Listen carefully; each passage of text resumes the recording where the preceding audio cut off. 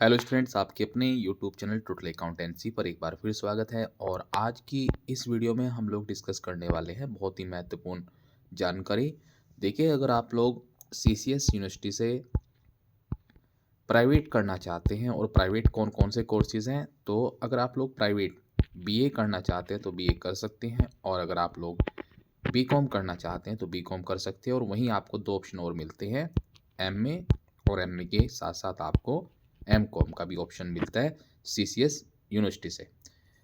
तो देखिए, CCS university द्वारा जो प्राइवेट फॉर्म है वो जारी कर दिए गए हैं, और आज इस वीडियो के अंदर जो भी इस नोटिफिकेशन में डिटेल है वो सभी शुरू से लेकर लास्ट तक की क्या भरना है, किस तरह से भरना है, और कौन कौन से बोर्ड हैं जो वैलिड नहीं है, वो सभी जो महत्वपूर्ण पॉइंट्स हैं वो इस वीडियो के अंदर आज हम लोग डिस्कस करने वाले हैं।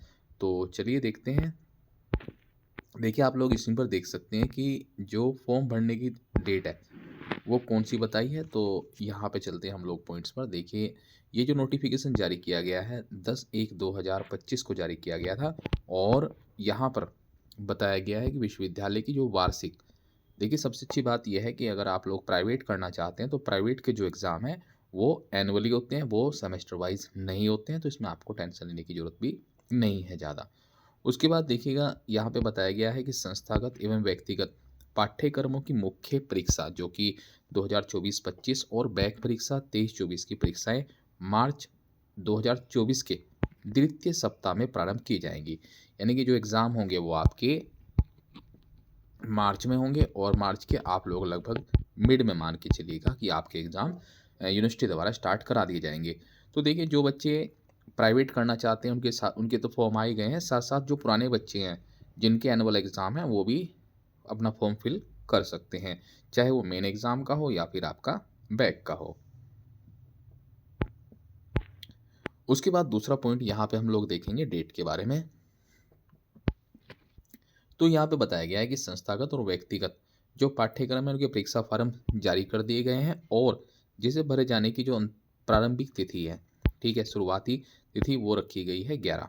तो 11/1/2025 से आप अपना प्राइवेट या रेगुलर फॉर्म जो कि एनुअल बेस पर वार्षिक परीक्षा प्रणाली पर आधारित है तो आप लोग भर सकते हैं। और जो प्राइवेट और रेगुलर एग्ज़ाम है उसके परीक्षा फॉर्म की भरे जाने की अंतिम तिथि रखी गई है 31/1/2025।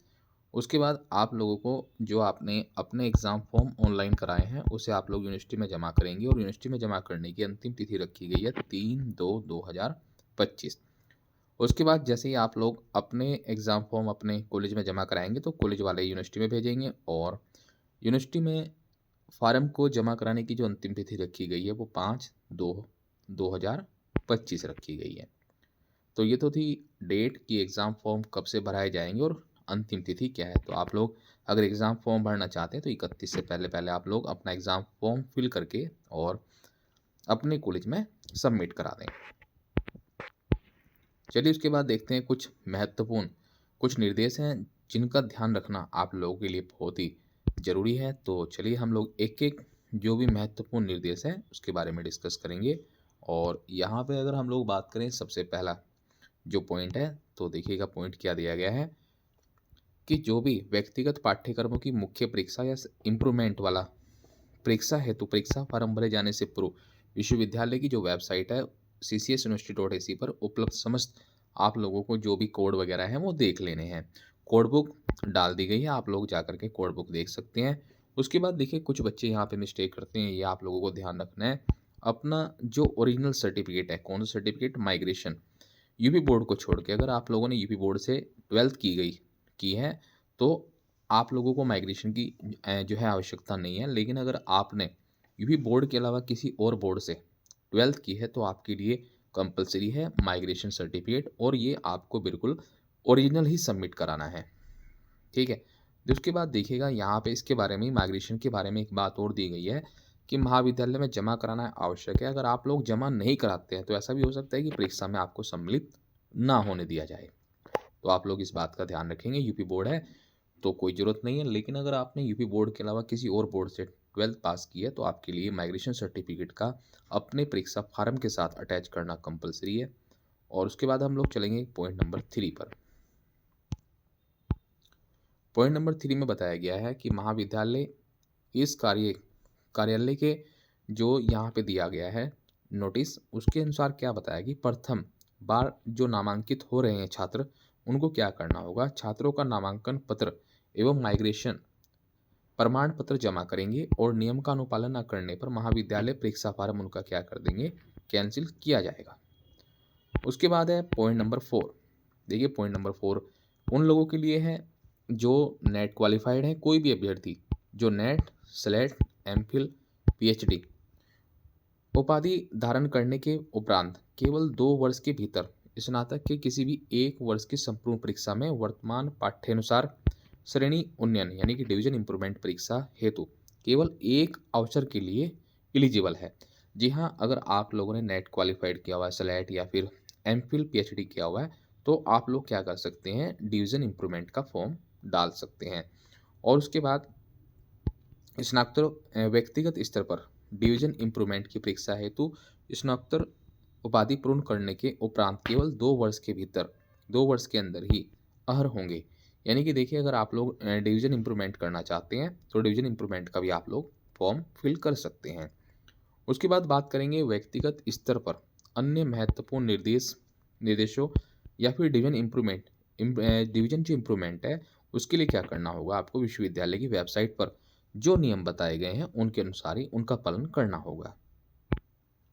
उसके बाद बात करेंगे पॉइंट नंबर 6 की। तो देखिएगा पॉइंट नंबर 6 क्या है, विश्वविद्यालय नियमानुसार कोई भी अभ्यर्थी एक साथ 2 वर्षों का परीक्षा फार्म नहीं भर सकता। यानी कि आप एक साथ में 2 जो है अलग अलग ईयर के परीक्षा फार्म नहीं भर पाएंगे। उसके बाद है पॉइंट नंबर 7। इसमें क्या बताया गया है, ऐसे छात्र जो मुख्य परीक्षा 2024 में सम्मिलित हुए थे, बैक पेपर परीक्षा हेतु एलिजिबल हैं, को पूर्णतः उपयुक्त तिथियों में बैक परीक्षा फार्म भरने की अनुमति प्राप्त होगी। यानी कि अगर आपकी फर्स्ट ईयर में बैक है, आप लोग लास्ट ईयर फर्स्ट ईयर में थे और अभी आपकी फर्स्ट ईयर में बैक है, तो आप लोग सेकेंड ईयर का भी फॉर्म एलिजिबल भर सकते हैं। इसके लिए आप लोग एलिजिबल हैं और फर्स्ट ईयर की आप लोग बैक फिल कर सकते हैं। और उसके बाद हम लोग चलेंगे पॉइंट नंबर 8 पर। तो देखिएगा पॉइंट नंबर 8 में क्या बताया गया है, ध्यान रहे कि वार्षिक प्रणाली वाले पाठ्यक्रमों में रीबैक एलिजिबल नहीं है।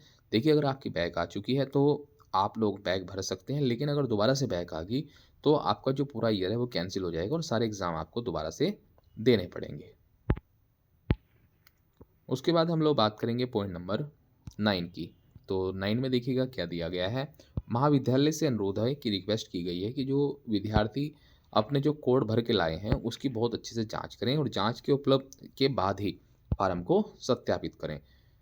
उसके बाद जो स्नातक लेवल है, जैसे बीए, बीएससी, बीकॉम पाठ्यक्रम सत्र 2021-22 यानी कि 2020 सेमेस्टर प्रणाली के अंतर्गत संचालित किए जा रहे हैं अथवा वार्षिक प्रणाली के संदर्भित पाठ्यक्रमों में केवल सत्र 2020-21 एवं उससे पूर्व प्रविष्टि छात्र ही अर्हतानुसार परीक्षा फार्म भरने हेतु अनुमत होंगे।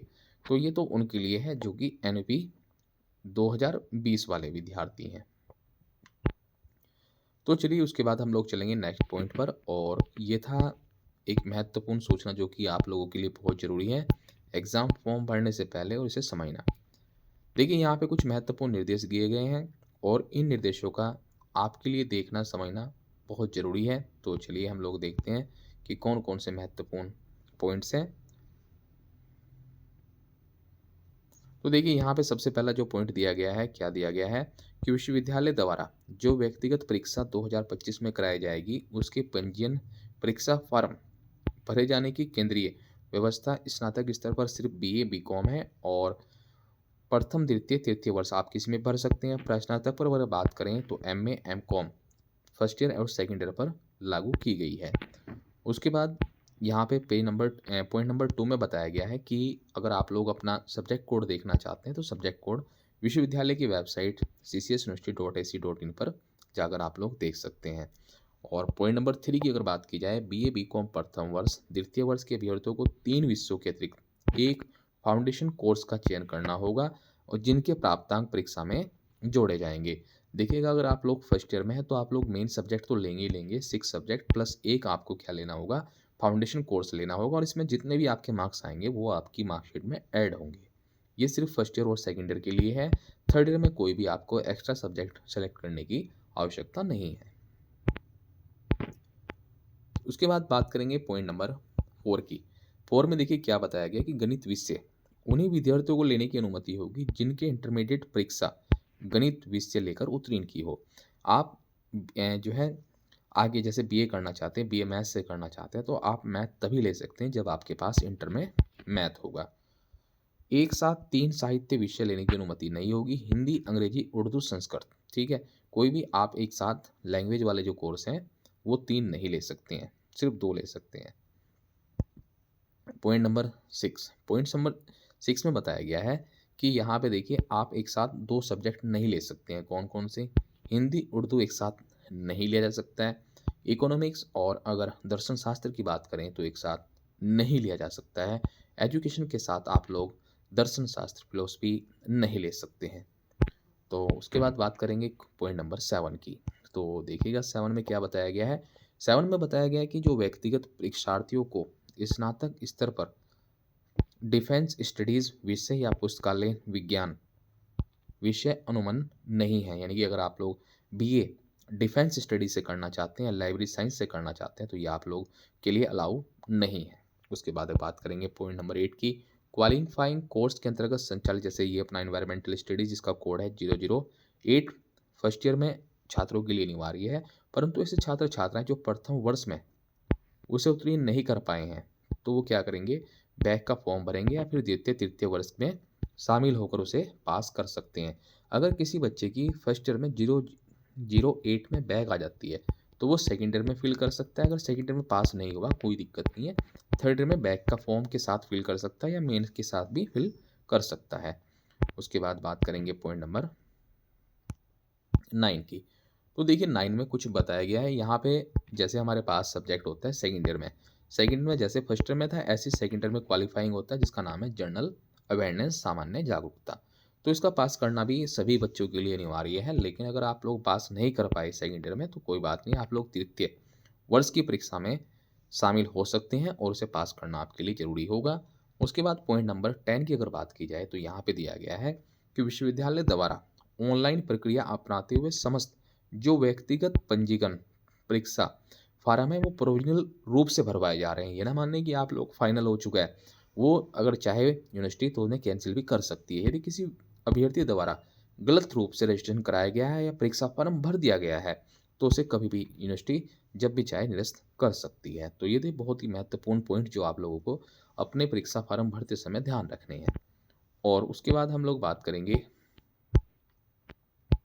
कौन से बच्चे ऐसे हैं जो एलिजिबल हैं या फिर मुख्य जो नियम है। देखिए यहाँ पे कुछ मोस्ट इंपॉर्टेंट रूल्स बताए गए हैं, मुख्य नियम जो कि व्यक्तिगत परीक्षा 2025 के लिए हैं। तो एक एक पॉइंट को हम लोग डिस्कस करेंगे। देखिए पॉइंट नंबर फर्स्ट में बताया गया कि अगर आप लोग उत्तर प्रदेश से हैं तो आप लोगों को माइग्रेशन सर्टिफिकेट की ज़रूरत नहीं है, लेकिन अगर आप लोग उत्तर प्रदेश के नहीं हैं और उससे बाहर के हैं तो आपको 5500 रुपये एक्स्ट्रा फीस देनी पड़ेगी, इसमें ये बताया गया है। और उसके बाद बात करेंगे पॉइंट नंबर 2 में। तो देखिए पॉइंट नंबर 2 क्या है, विशेष शुल्क संबंधी यह प्रावधान इस विश्वविद्यालय की व्यक्तिगत परीक्षाओं में शामिल होने वाले केवल नवीन छात्रों पर लागू होगा। ऐसे छात्र जो पहले से चौधरी चरण सिंह विश्वविद्यालय में रजिस्टर्ड है तो उनके लिए ये वाला जो रूल है विशेष शुल्क जो कि 5500 रुपये रखा गया है, ये उन लोगों के लिए अनिवार्य नहीं है। उसके बाद पॉइंट नंबर 2, बिना प्रोविजनल सर्टिफिकेट जमा किए गए किसी भी अभ्यर्थी का परीक्षा फॉर्म में बैठने की अनुमति नहीं दी जाएगी। इसलिए आप लोग अपना जो माइग्रेशन सर्टिफिकेट है वो ओरिजिनल सबमिट करा दें अपने परीक्षा फॉर्म के साथ।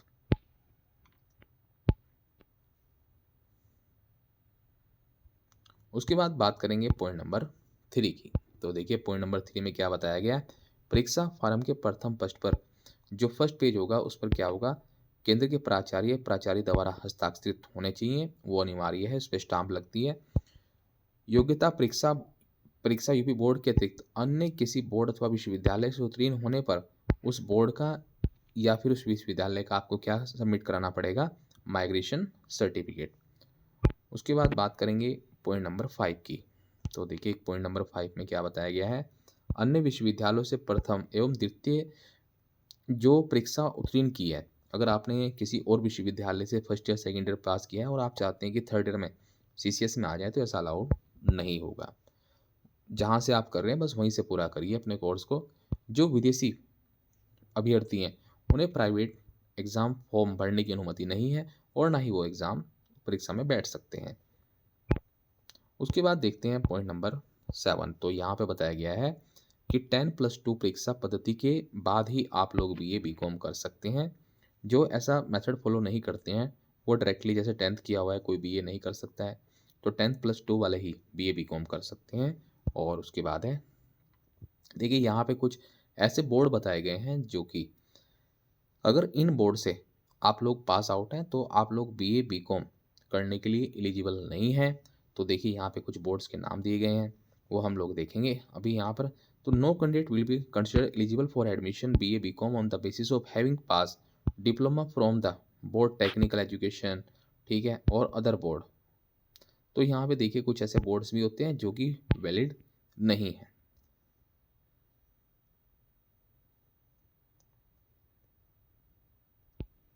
उसके बाद हम लोग बात करेंगे पॉइंट नंबर 9 की। तो देखिए 9 में क्या बताया गया है, यहाँ पे बताया गया है कि 10+2+2 परीक्षा पद्धति के अंतर्गत उत्तीर्ण स्नातक अभ्यर्थी ही विश्वविद्यालय के एमए एमकॉम में शामिल होने के लिए एलिजिबल हैं। सॉरी ये 2 नहीं है, यहाँ पे 3 है, यही लिखा गया गलत, यहाँ पे ठीक है। देखिए आप लोग देख सकते हैं 10, पहले आपको 10 करनी होगी, फिर आपको +2 12th होगी, फिर आपको 3 साल की ग्रेजुएशन करनी होगी, उसके बाद ही आप लोग एमए या फिर एमकॉम के लिए एलिजिबल होंगे। उसके बाद हम लोग देखेंगे पॉइंट नंबर 10। तो देखिए पॉइंट नंबर 10 में क्या बताया गया है, जो एलिजिबल हमारे वैलिड प्रवेश पत्र के बिना परीक्षा फॉर्म में सम्मिलित होना या विश्वविद्यालय द्वारा विश्वविद्यालय की अनुमति के बिना परीक्षा में शामिल कराया जाना मान्य नहीं होगा। तो आपके पास एक वैलिड एडमिट कार्ड होगा तभी आप लोग एग्ज़ाम में बैठ सकते हैं। उसके बाद पॉइंट नंबर 11 में देखिएगा क्या बताया गया है, विश्वविद्यालय के नियमानुसार अभ्यर्थी को 3 वर्षीय या 2 वर्षीय परीक्षा पूर्ण समय अवधि की गणना शैक्षिक जो सत्र है वहाँ से की जाएगी। 3 वर्षीय पाठ्यक्रम को 6 वर्ष में और 2 वर्ष वाले पाठ्यक्रम में 4 वर्षों में पूरा किया जाएगा। देखिए अगर आपने बीकॉम में एडमिशन लिया है तो जैसे 3 साल के, तो आप उसे 3+3 यानी कि टोटल 6 साल में पूरा कर सकते हैं। अगर आपने एमकॉम एमएस और एमए में एडमिशन लिया है तो जो कि 2 साल का है, आपको 2 साल का उसमें रिलीफ मिलता है, तो आप लोग 4 ईयर में अपना कंप्लीट कर सकते हैं। उसके बाद बात करेंगे पॉइंट नंबर 12 की।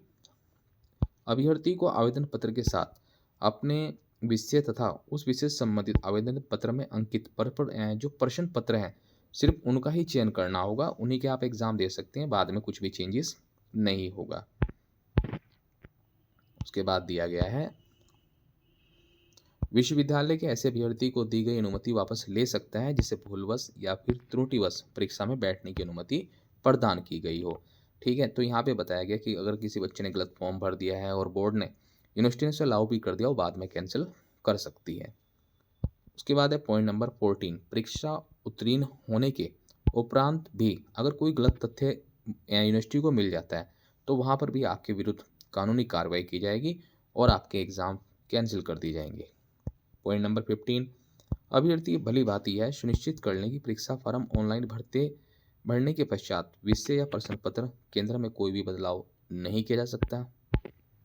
उसके बाद है पॉइंट नंबर 16,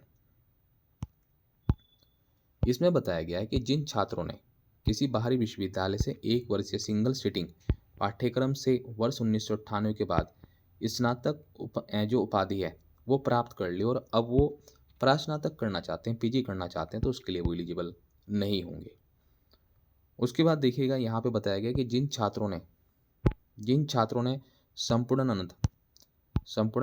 जो संस्कृत विश्वविद्यालय वाराणसी में है से अगर उत्तर मध्यमा या शास्त्रीय परीक्षा उत्तीर्ण की हैं तो वह क्रम से बीए या फिर एमए केवल संस्कृत में ही परीक्षा फॉर्म भरने के लिए एलिजिबल होंगे। तो यहाँ पर जो संस्कृत विश्वविद्यालय है उसके विद्यार्थियों को यहाँ पर रिलीफ दिया गया है और क्वेश्चन पॉइंट नंबर 18, तो देखिएगा पॉइंट नंबर 18 में क्या है, जिन छात्रों ने साहित्य सम्मेलन प्रयागराज जो कि इलाहाबाद से परीक्षा उत्तीर्ण की है वे इस विश्वविद्यालय किसी भी परीक्षा में सम्मिलित होने के लिए एलिजिबल नहीं है।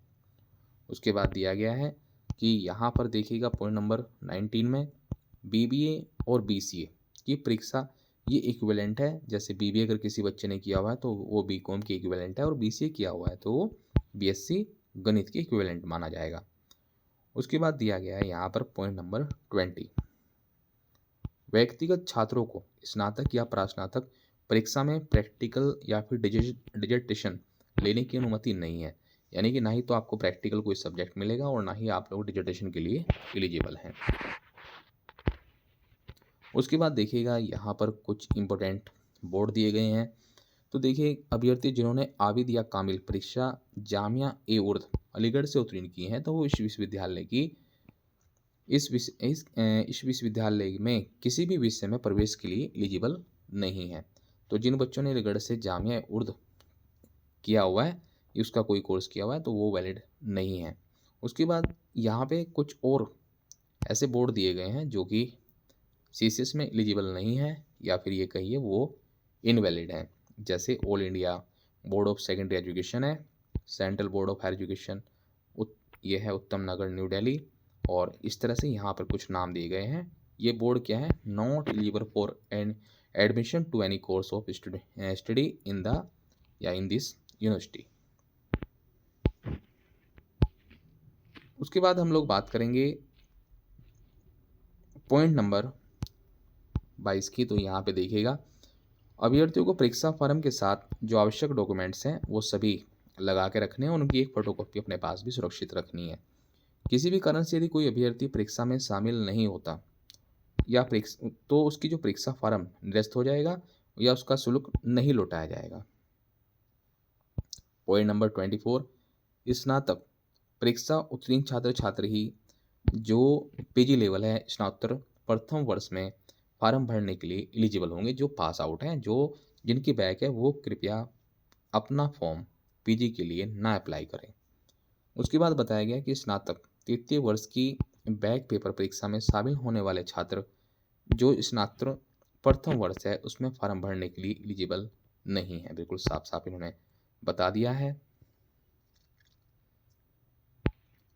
उसके बाद देखिएगा पॉइंट नंबर हम लोग बात करेंगे 27 की। तो 27 में बताया गया है बीए बीकॉम में संदर्भित अभ्यर्थी केवल एक कोड ग्रुप के साथ फाउंडेशन कोर्स के साथ एक क्वालिफाइंग कोर्स हेतु और प्रास्नातक की बात करें हेतु 5 विषय कोड, यानी कि यहाँ पे आपको कितने लेने पड़ेंगे, 5 विषय कोड वाले एक कोड में तथा 6 से अधिक विषय कोड वाले 2 कोड में परीक्षा फॉर्म भरने के लिए एलिजिबल हैं।